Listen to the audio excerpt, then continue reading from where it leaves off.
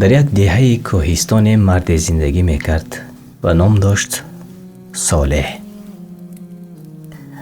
ӯ марди бисёр меҳнатдост буд, вале ҳамешагӣ мегуфт ба мисли мо: вақт бисёр аст, ман бадтар ҳам метавонам кор кунам, бадтар ҳам метавонам ибодат кунам. ҳар рӯз бо корҳои нолозим машғул мешуд. як рӯз бо ҳамсояҳо нишаста соатҳо метавонист суҳбат кунад ва рӯзи дигар бошад беҳуда ба бозор бе ягон зарурат гашту гузор мекард. намозро баъзан дар вақташ мехонд ва баъзан ба таъхир меандохт. ҳамеша ба худ ваъда мекард: фардо ман беҳтар мешавам, яъне фардо ман ислоҳ мешавам. аз байн солҳо гузашт.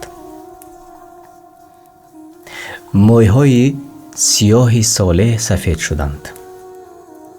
ӯ ҳанӯз ҳам барои корҳои муҳим фурсат намеёфт. вақте фарзандонаш калон шуданд ва аз хона рафтанд, танҳо монд.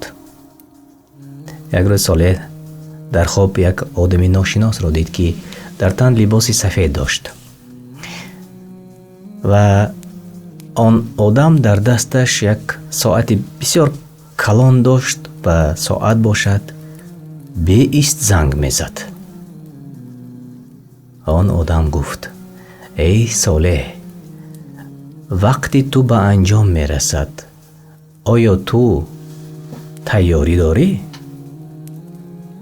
Солеҳ тарсид ва гуфт: не, ман ҳанӯз бисёр корҳо дорам. ман бояд бештар ибодат мекардам, ман бояд бештар ба дигарон кӯмак мекардам, садақа мекардам ва ман аз Аллоҳ бахшиш мехостам. он одам гуфт: вақт мисли соя аст. ту онро бигирӣ, он мегурезад. ту ҳамеша мегуфтӣ фардо, яъне пагоҳ, вале имрӯз шуд, имрӯз ҳам гузашт. Солеҳ ногаҳон бедор шуд. дилаш сахт метапид. вай фаҳмид, ки орзуи фардо метавонад ҳеҷ гоҳ нарасад. аз ҳамон рӯз зиндагии худро дигар кард.